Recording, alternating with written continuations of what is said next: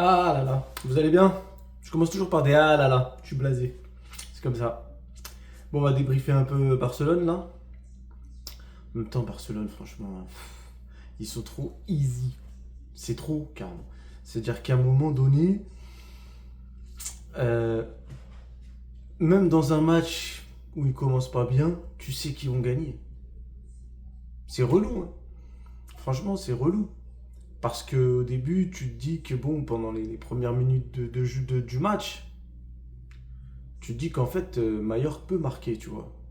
Mais encore une fois, on en revient au niveau de la Liga. Ça veut dire que tu as beau avoir des actions. D'ailleurs, ils en ont eu une en fin de deuxième mi-temps, enfin en milieu de deuxième mi-temps, où c'est du un contre un et ça tire à proximité du gardien qui fait un arrêt. Mais tu te rends compte qu'en fait, le niveau est trop faible. Le niveau est faible. C'est-à-dire que dans les petites équipes, même si elles créent une différence, ce qui va leur arriver très peu de fois dans un match, hein, que ce soit contre le Barça, le Real ou quoi, bah, les chances qu'elles marquent sont minimes. Donc au final, t'as peu d'espoir en fait. T'as peu d'espoir qu'une petite équipe te marque un but. Après, moi j'ai de l'espoir parce que voilà, c'est le côté madrilène qui parle. Mais franchement, c'est chaud, tu vois. En même temps, je dis ça, mais faut aussi reconnaître que le Barça c'est quand même solide. Parce que peut-être que ces occasions-là contre le Real, elles rentrent, hein. C'est ce qui fait qu'on a enchaîné autant de mauvais résultats. Mais bon, pour parler un peu plus en profondeur du match, franchement, je trouve que le Barça maintenant, ils sont trop bien huilés. Je m'explique. En fait, j'ai l'impression que ça a toujours été la philosophie barcelonaise.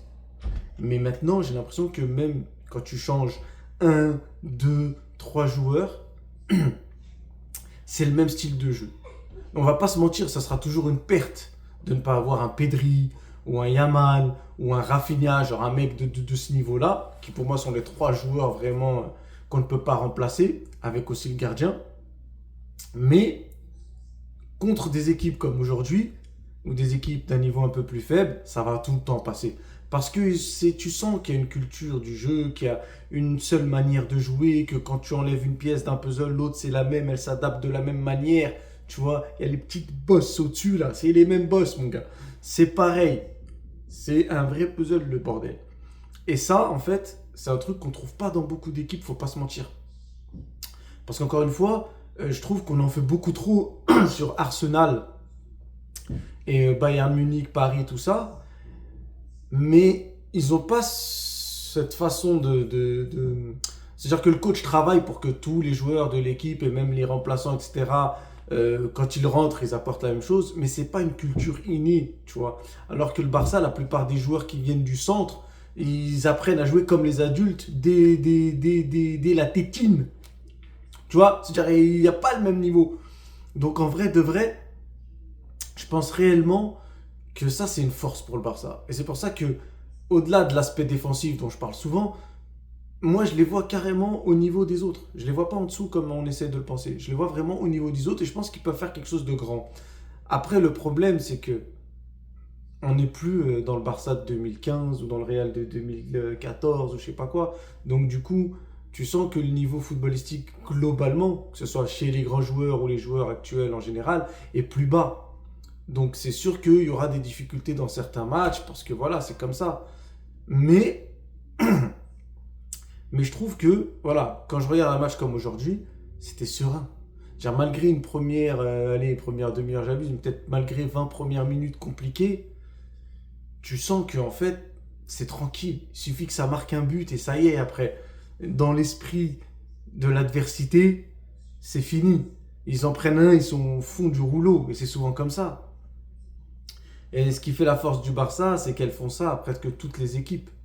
Même Real Madrid, même Atlético Madrid, quand le Barça prend l'avantage, souvent c'est compliqué. C'est compliqué de psychologiquement se dire que tu vas revenir parce que tu sais que déjà tu n'auras pas la balle. Ça veut dire que pour revenir, ça sera que sur des transitions ou des contre-attaques. Donc tu sais déjà aussi psychologiquement que tu n'auras pas beaucoup d'actions de revenir.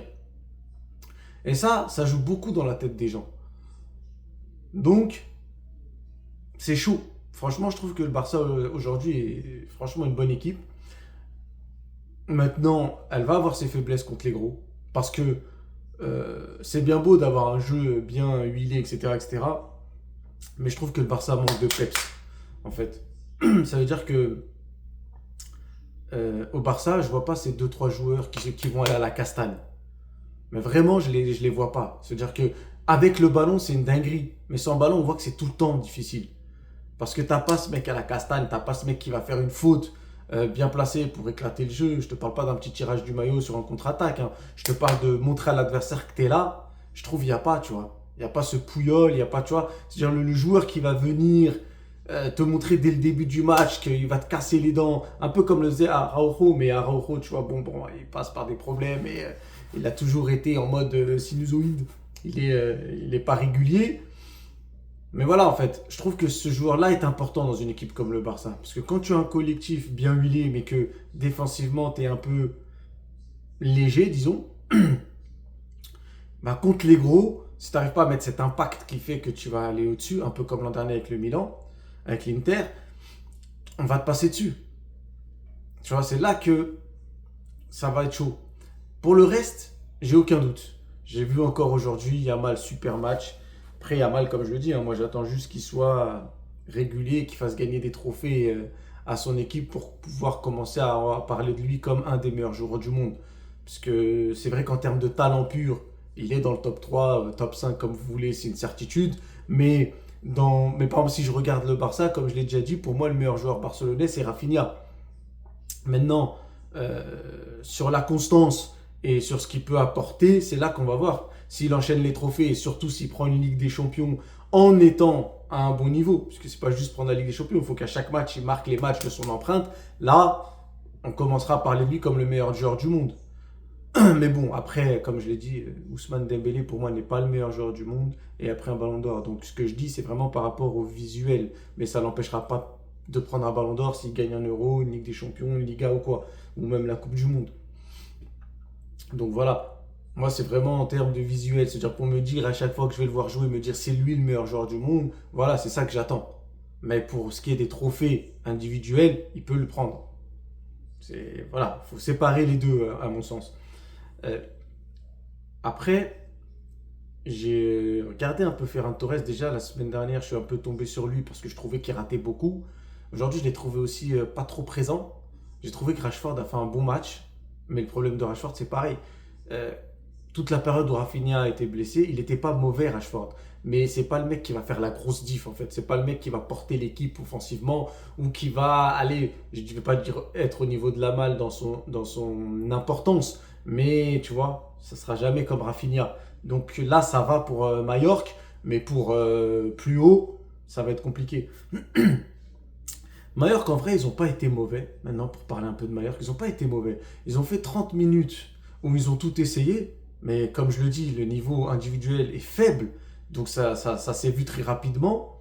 Et puis, les équipes faibles en Liga, surtout contre une équipe comme le Barça, faut pas se mentir, le Barça, la plus grosse différence que je trouve entre le Barça et le Real, et pas que aujourd'hui, hein, depuis quelques temps maintenant, c'est qu'ils ont l'impact psychologique. Ça veut dire que jouer le Barça, pour les équipes, ça fait toujours plus peur que jouer le Real.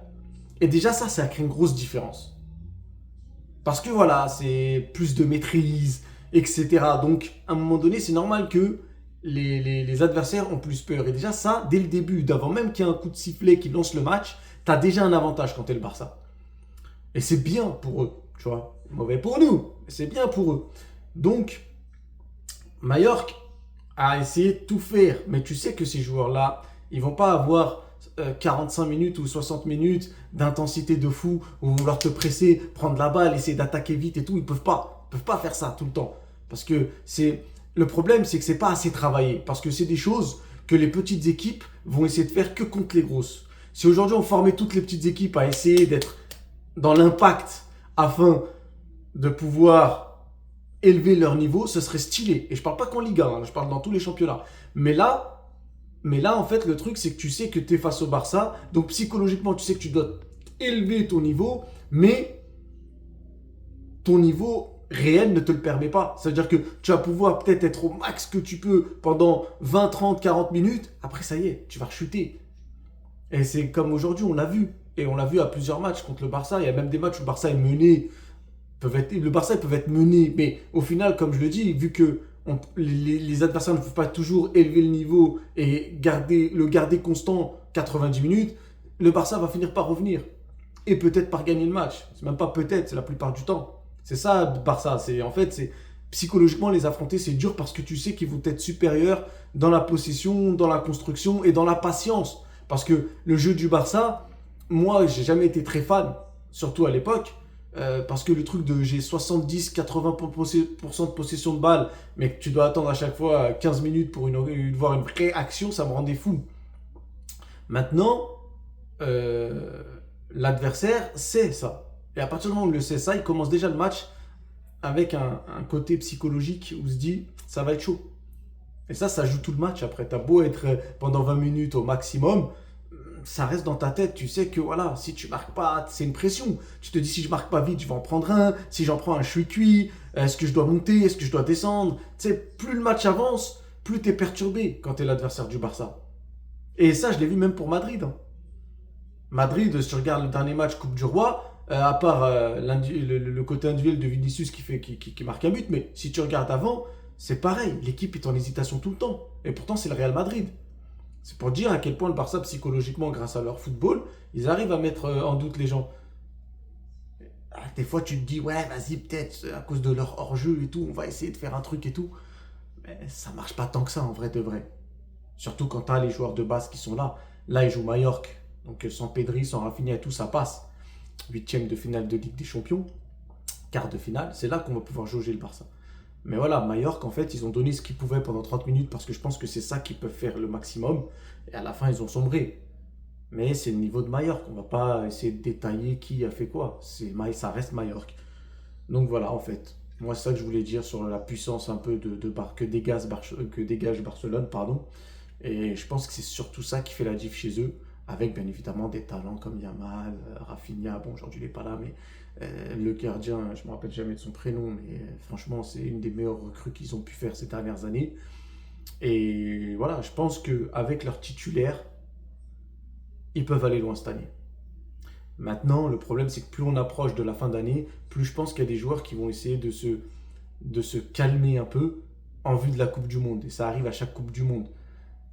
Donc, je leur souhaite vraiment que ça leur arrive pas, qu'ils se donnent à fond, malgré les risques de blessures, etc. Parce que je pense qu'ils peuvent faire quelque chose. Et voilà, les gars, c'est ça que je voulais dire sur le Barça, Mallorca. Et on se revoit pour une prochaine vidéo pour les supporters barcelonais ou sur d'autres vidéos. Je vais regarder Lyon ce soir, donc je vais regarder ce que ça donne. Merci à vous de me suivre, de continuer à me suivre, de partager pour que les gens me suivent. Il faut qu'il y ait du monde derrière moi, les gars.